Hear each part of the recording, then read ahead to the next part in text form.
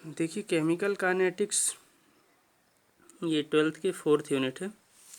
यदि हम इसकी यूनिट की बात करें तो ये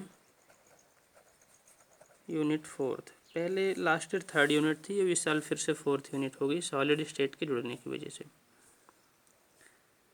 और एक इम्पॉर्टेंट यूनिट है, इसमें से न्यूमेरिकल क्वेश्चंस बड़े अच्छे आते हैं, 4 मार्क्स के क्वेश्चन। चलिए बात करते हैं, डिस्कशन करते हैं कि क्या है केमिकल काइनेटिक। यूनिट का नेम ही है केमिकल काइनेटिक। तो देखिए ये काइनेसिस, काइनेटिक वर्ड काइनेसिस से लिया गया है और काइनेसिस की मीनिंग होती है मूवमेंट, और यहाँ मूवमेंट की मीनिंग चेंज इन कंसंट्रेशन से होती है, कंसंट्रेशन ऑफ रिएक्टेंट और कंसंट्रेशन ऑफ प्रोडक्ट।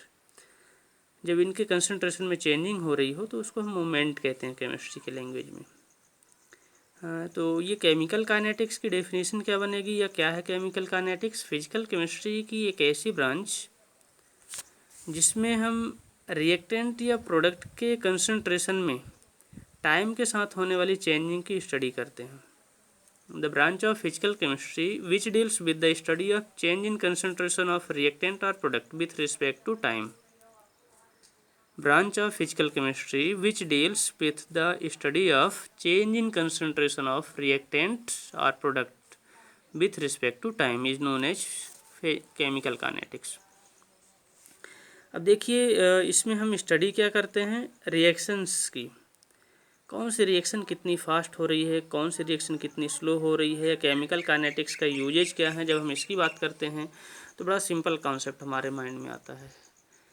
किसी इंडस्ट्रीज में प्रोडक्शन इंक्रीज करने के लिए कि ज़्यादा से ज़्यादा प्रोडक्शन हो, हमको कई बातों को ध्यान में रखना पड़ता है। तो ये केमिकल काइनेटिक्स हेल्प करती है हमको उसके प्रोडक्शन इंक्रीज में। जैसे प्रोडक्ट हमको मैक्सिमम चाहिए, then what effort can be applied for this. हम कैसे प्रोडक्ट का अमाउंट इंक्रीज कर सकते हैं? तो हमको ये पता होना चाहिए कि रिएक्शन जितनी फास्ट होगी प्रोडक्ट उतना ज़्यादा बनेगा। रिएक्शन फास्ट कैसे हो सकती है उसकी स्टडी हम पूरे इस यूनिट में करते हैं। तो firstly we have to discuss types of reaction. There are 3 types of reaction, fast reaction, slow reaction and moderate reaction. अब देखिए फास्ट रिएक्शन ऐसी रिएक्शंस हैं which occurs within 30 second, that is known as fast reaction. अब example में देखिए AgNO3 plus NaCl is equals to AgCl plus NaNO3। AgCl के जो PPT बनता है आप लैब में देखेंगे, जब भी इनकी रिएक्शन कराते हैं तो AgCl का PPT आप बनते देखेंगे। ये वेरी फास्ट बनता है, विद इन 1 सेकेंड इसका प्रोडक्ट बन जाता है। टाइट्रेशन करते समय HCl और NaOH को जब अपन मिक्स करते हैं उसमें इंडिकेटर मिक्स किए रहते हैं। उसके बाद देखेंगे कि NaCl और H2O जो बनता है उसका कलर चेंज होता है। न्यूट्रलाइजेशन पॉइंट जब आता है तो फ्रैक्शन ऑफ सेकेंड लगता है अपन को उस रिएक्शन को कंप्लीट कराने में या उस रिएक्शन के कंप्लीट होने में। तो ऐसे रिएक्शंस फास्ट रिएक्शंस की कैटेगरी में आती हैं। स्लो रिएक्शन ऐसे रिएक्शन जिनके कंप्लीट होने में बहुत ज़्यादा टाइम लगता है, जिनकी स्टडी हम नहीं कर पा रहे, इतनी स्लो रिएक्शन होती हैं। Very simple example, rusting of iron. Iron की रस्टिंग की जब हम बात करते हैं तो ये rusting of iron very slow reaction है। आप बैठे रहिए 1 घंटे 2 घंटे 3 घंटे 4 घंटे, आपको पता नहीं चलेगा आयरन में रस्टिंग कितनी समय हुई है। ऐसे केस में जिसकी स्टडी हम नहीं कर सकते, इतना स्लो है, उनको हम स्लो रिएक्शन की कैटेगरी, मतलब ऐसे रिएक्शंस जो 5 मिनट्स 10 मिनट्स के बाद ही होती हैं, आधे घंटे में कंप्लीट ना हो, वो स्लो रिएक्शन की कैटेगरी में चली जाती हैं। फिर बात आती है मॉडरेट रिएक्शन। मॉडरेट रिएक्शन जो within 1 second to 30 minutes, sorry within 1 minute to 30 minutes complete होती हैं, आधे घंटे के अंदर अंदर कंप्लीट हो जाए, उनको हम मॉडरेट रिएक्शन कहते हैं। जनरली जो रिएक्शन है मॉडरेट रिएक्शन है जिनकी हम स्टडी करते हैं लैब में। तो ये फास्ट, स्लो और मॉडरेट रिएक्शन 3 टाइप्स की रिएक्शन है। अब इसके बाद हम बात करते हैं, एक वर्ड मिलेगा ये सारा कंक्लूजन के बाद, रेट ऑफ रिएक्शन। ये वर्ड हमारे लिए इम्पोर्टेंट वर्ड है और ये बड़ा अच्छा पूरे यूनिट को कंबाइन करके चलने वाला वर्ड है, रेट ऑफ रिएक्शन। देखिए रेट क्या होता है, किसी बाइक की जो स्पीड होती है, किसी कार की जो स्पीड होती है, या किसी की जो वेलोसिटी होती है, उसी को हम यहाँ केमिस्ट्री में रेट के फॉर्म में स्टडी करते हैं। तो इसलिए इसकी स्टडी में change in concentration of reactant और product with respect to time, change in concentration of reactant और product with respect to time is known as rate of reaction. किसी भी रिएक्शन में उसके रिएक्टेंट या प्रोडक्ट के कंसंट्रेशन में होने वाली चेंजिंग को जो समय के साथ चेंजिंग हो रही होती है रेट कहलाता है। तो rate of reaction change in concentration of reactant और product with respect to time. अब देखिए हमारे पास कोई एक रिएक्टेंट है आर है जो पी में चेंज हो रहा, प्रोडक्ट पी में चेंज हो रहा। इसके लिए जो हम रेट लिखेंगे तो rate is equals to d r upon d t. D r upon d t differentiation का कॉन्सेप्ट है, आर फॉर रिएक्टेंट, और ये जो ब्रैकेट यूज कर रहे हैं ये ब्रैकेट कंसंट्रेशन को रिप्रेजेंट करता है। तो इसलिए ध्यान में रखिएगा कि किसी भी रिएक्टेंट या प्रोडक्ट के कंसंट्रेशन के लिए हम उसका बड़ा ब्रैकेट यूज कर रहे होते हैं, t with respect to time अपन डिफ्रेंसीशन कर रहे हैं। तो rate is equals to d, d for differentiation या चेंज को भी रिप्रेजेंट करता है, डेल्टा भी अपन यूज कर सकते हैं डी की जगह, तो delta are upon delta t, del r upon del t. R reactant है, आर की जगह पी विथ रिस्पेक्ट टू यदि हम प्रोडक्ट चेंज कर रहे हैं, स्टडी कर रहे हैं। तो देखिए रेट जब लिखेंगे तो R two minus R one upon T two minus T one. R two final concentration of reactant, R one initial concentration of reactant, T two final concentration of final time, T one initial time, तो minus delta are upon delta T. यहाँ ध्यान रखिए minus sign कहाँ से आ रहा है, ये mathematical नहीं है, ये कन्वेंशनल साइन कहलाता है। रीजन है r one is greater than r two, और यदि आर वन की वैल्यू आर टू से ग्रेटर हो, यहाँ अपन को माइंड करना पड़ेगा r one is greater than r two, तो ये जो साइन आएगा इसका आएगा नेगेटिव साइन, इसलिए जो रिजल्ट है रिजल्ट में नेगेटिव साइन आ रहा है।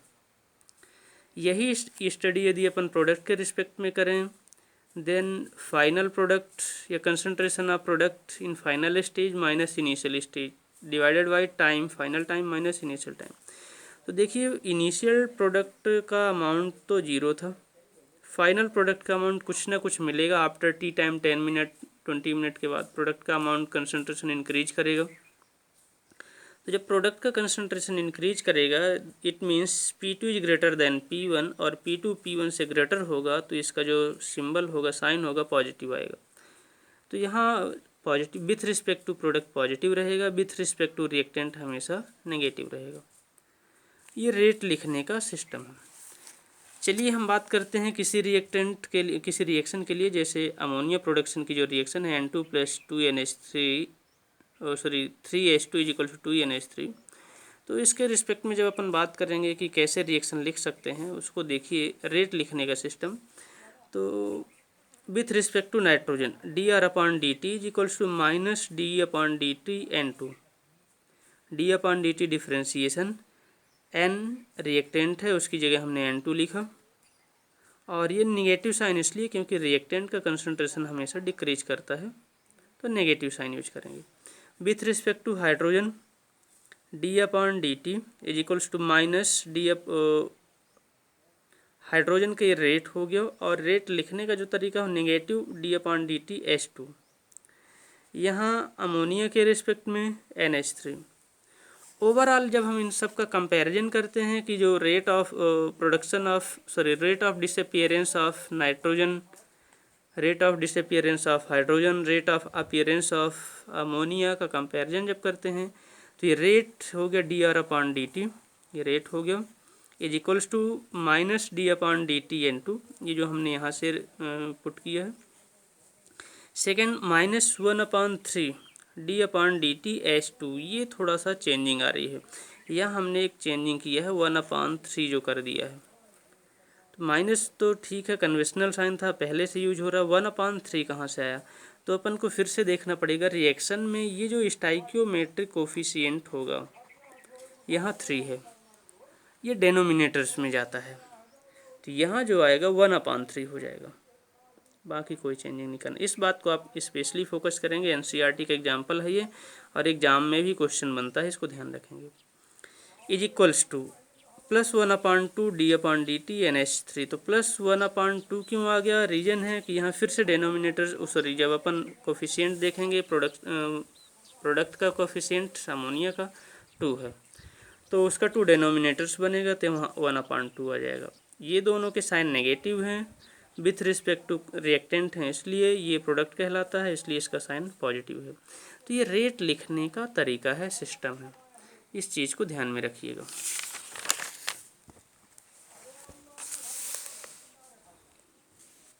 अब आपके लिए एक होमवर्क है कि S2 + I2 = 2HI के लिए रेट लिखेंगे, कैसे लिखते हैं आप इसको लिख करके दिखाएं। अब हम बात करते हैं टाइप्स ऑफ रिएक्शन की, sorry types of rate. Rate कितने टाइप का होता है? तो रेट 2 टाइप का होता है, average rate of reaction and instantaneous rate of reaction. Instantaneous rate और एवरेज रेट। अब जब हम बात करते हैं एवरेज रेट की, तो ये बड़ा सिंपल सा कॉन्सेप्ट है, R2 - R1 T2 - T1। यहाँ जो अपन को मिलेगा डेल्टा R/डेल्टा T, ये एवरेज रेट की डेफिनेशन होती है। एक सिंपल सा डिस्कशन यदि हम यहाँ करें कि कोई उमरिया से करकेली चलता है बाइक में, तो उसके बाइक की स्पीड कई बार चेंज होती है बीच बीच में। डिस्टेंस फिक्स है 13 kilometre from Umaria to Karkeli. Time हमने नोट किया कि 10:10 में उमरिया से छोड़ते हैं, करकेली पता चले 10:25 में पहुंचते हैं। Time taken by you is 10:25 - 10:10 = 15 minutes. तो ये तो डेल्टा T 15 हो गया अपने लिए। यदि हम यहाँ देखें टाइम कितना लगा, तो टाइम इज 10:25 - 10:10 = 15 मिनट। लेकिन जब हम डिस्टेंस की बात करते हैं तो डिस्टेंस फिक्स, वो 13 किलोमीटर है, तो 13 / 15 आ जाएगा, वो उसका स्पीड कहलाएगा। या हम ये कहें कि उसमें जो स्पीड थी, कहीं 90 में, कहीं 100 में, कहीं 70 में, कहीं 40 में, तो उस सब का एवरेज निकालते हैं finally, that is average speed. कहीं स्लो कहीं फास्ट, उससे मतलब नहीं है, टोटल टाइम कितना लगा, टोटल डिस्टेंस कितना, तो वो जो स्पीड आती है दैट इज एवरेज स्पीड।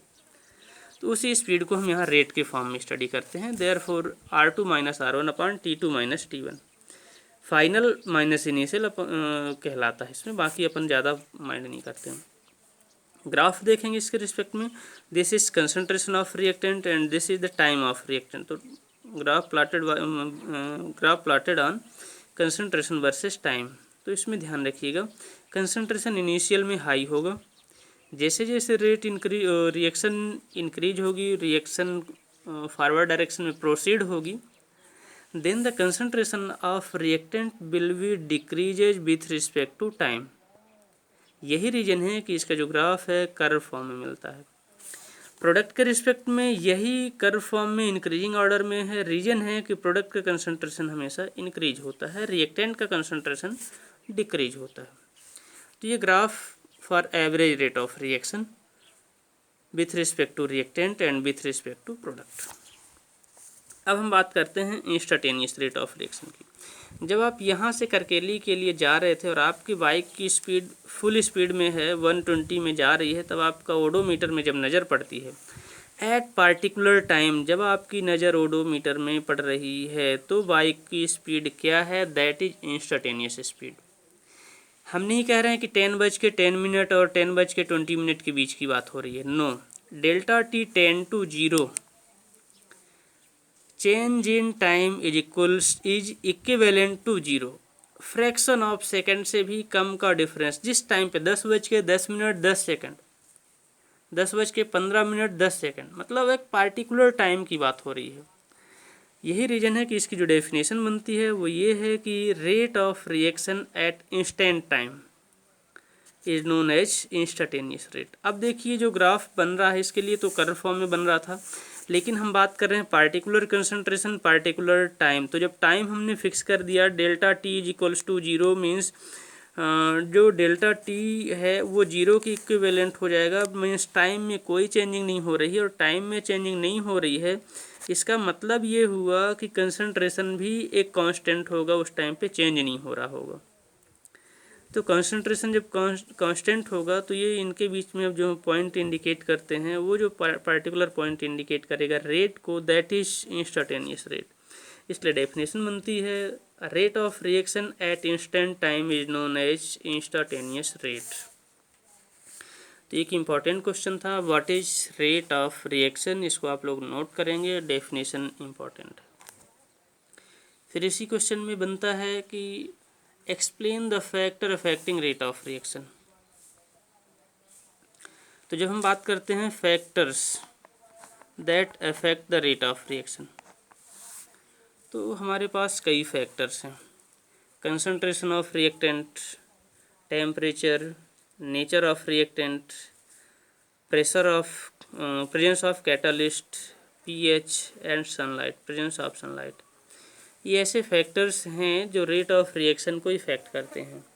देखिए पहला कंसंट्रेशन ऑफ रिएक्टेंट, रिएक्टेंट का कंसंट्रेशन कितना ज़्यादा है, तो ये हम रेट लॉ में पढ़ेंगे, अभी आगे पढ़ने वाले हैं जस्ट इस टॉपिक के बाद, फैक्टर्स के बाद रेट लॉ ही पढ़ेंगे। तो उसके अकॉर्डिंग या रेट लॉ की हम बात ही करें, सिंपली यही होता है कि rate is directly proportional to concentration of reactant, ये रेट लॉ भी होता है। तो rate is directly proportional to concentration of reactant, reactant का कंसंट्रेशन जितना ज़्यादा होगा रिएक्शन की रेट उतनी ज़्यादा होगी। कंसंट्रेशन डिक्रीज करेगा तो रेट डिक्रीज करता जाएगा। वेरी लो कंसंट्रेशन पर रेट वेरी स्लो हो जाता है, वेरी हाई कंसंट्रेशन पर रेट वेरी हाई होता है। Temperature, rate is also directly proportional to temperature, temperature ज़्यादा होगा रिएक्टेंट्स के काइनेसिस ज़्यादा होगी, मूवमेंट ज़्यादा होगा, और जब काइनेसिस ज़्यादा होती, मूवमेंट ज़्यादा होता है तो उनमें आपस में रिएक्शन फास्ट होती है। इसलिए हम कह सकते हैं कि rate of reaction is also directly proportional to temperature, और मीन्स रेट टेम्परेचर ज़्यादा होने पर रेट ज़्यादा हो। Nature of reactant, nature of reactant का मतलब है कि रिएक्टेंट में बॉन्डिंग किस टाइप से, यदि आयोनिक बॉन्ड है और पोलर सॉल्वेंट हमने ऑप्ट किया है तो ऐसे केस में उनके बॉन्ड वेरी फास्ट ब्रेक होंगे और वो रिएक्शन फास्ट हो जाती है। मतलब बॉन्ड जिनके इजीली ब्रेक होंगे ऐसी रिएक्शन फास्ट होंगी, जिनके बॉन्ड ब्रेकिंग में ज़्यादा टाइम लग रहा होगा, ज़्यादा एनर्जी रिक्वायर्ड होगी, उनकी रिएक्शन स्लो होती है। तो ये नेचर पर डिपेंड करता है कि उनमें बॉन्डिंग कैसी है। फिर प्रेजेंस ऑफ कैटलिस्ट, इसके रिस्पेक्ट में कुछ ऐसे कैटलिस्ट हैं जो रेट ऑफ रिएक्शन को इंक्रीज कर सकते हैं, कुछ कैटलिस्ट डिक्रीज कर सकते हैं, जो हम सेकेंड यूनिट में या थर्ड यूनिट, फिफ्थ यूनिट में स्टडी करेंगे नेचर कैटलिस्ट के बारे में डिटेल में। But here we discuss only that positive catalyst enhance the rate of reaction and negative catalyst decrease the rate of reaction. वो nature of catalyst पर भी depend करता है। अब्सेंस ऑफ कैटलिस्ट में जो रिएक्शन स्लो होती है वही रिएक्शन प्रेजेंस ऑफ कैटलिस्ट में फास्ट हो सकती है। फिर पीएच, कुछ ऐसी रिएक्शन हैं जो पीएच अफेक्टेड होती हैं, मींस पार्टिकुलर पीएच पर होती हैं, उससे कम या ज़्यादा पीएच पर नहीं होती हैं। Then such type of reaction are also affected by the pH and sunlight, presence of sunlight. Presence of sunlight में कुछ रिएक्शन हैं जो अफेक्टेड होती हैं, जैसे AgCl को देखें, सनलाइट की प्रेजेंस में वेरी फास्ट Ag का प्रेसिपिटेशन होता है और Cl उससे रिमूव होती है। वहीं क्लोरीनेशन ऑफ मेथेन, यदि हम देखें मेथेन भी है या एल्केन जितने भी हैं, इनकी यदि क्लोरीनेशन की बात करें CH3Cl + HCl, तो ये जो रिएक्शन है ये क्लोरीनेशन ऑफ मेथेन ये सनलाइट की प्रेजेंस में ही होती है, इनके लिए कंपलसरी है सनलाइट। तो हम कह सकते हैं कि ऐसी रिएक्शन जो सनलाइट की प्रेजेंस में प्रोसीड होती हैं, अफेक्टेड होती हैं सनलाइट से, वो कहला जाती हैं अफेक्टेड बाय सनलाइट। देखिए एक फिर से हमारे पास छोटा सा वर्ड है, छोटा सा टॉपिक है रेट लॉ। रेट लॉ क्या होता है, तो ध्यान रखिए रेट ऑफ रिएक्शन को क्लियरिफाई करने के लिए रेट लॉ दिया गया। इसके according rate of reaction is directly proportional to concentration of reactant. Rate of reaction is directly proportional to concentration of reactant, ये कहलाता है रेट लॉ। अब जब हम रिएक्टेंट की बात कर रहे हैं तो रेट डायरेक्टली प्रोपोर्शनल है, is equals to K × R, this is the concentration of reactant. K constant, जब हम प्रोपोर्शनलिटी को हटाएंगे तो यहाँ कांस्टेंट यूज होगा, ये कहला जाता है रेट लॉ। अब इसी में यदि देखें के क्या होगा, तो rate divided by r, r को ट्रांसपोज करके दूसरे साइड ले जाएंगे तो ये k is equals to rate upon r हो जाएगा। इसी में यदि हम एक रिएक्शन लिखें r change into product, then rate, this is rate, पहले ही रेट लिखने का सिस्टम बता चुके हैं, d r upon d t into r is directly proportional to concentration of reactant. Proportional हटाएंगे, कांस्टेंट यूज करेंगे, तो रेट इज इक्वल्स टू के इंटू कंसंट्रेशन ऑफ रिएक्टेंट, ये हो जाता है रेट लिखने का सिस्टम। अब देखिए यदि हम रेट यूनिट मान लें, किसी रिएक्शन की रेट यूनिट है, ऐसे केस में कंसंट्रेशन भी यूनिट मान लें, तो जो के होगा वो 1 आ जाएगा। यहाँ इन दोनों की वैल्यू, ये भी 1 हो गया, ये भी 1 हो गया, तो के की वैल्यू 1 हो जाएगी। और जब के की वैल्यू 1 हो जाती है उसको हम स्पेसिफिक रेट कांस्टेंट कहते हैं। के कांस्टेंट है, रेट कांस्टेंट है। अब यहाँ स्पेसिफिक रेट कांस्टेंट कहला जाएगा।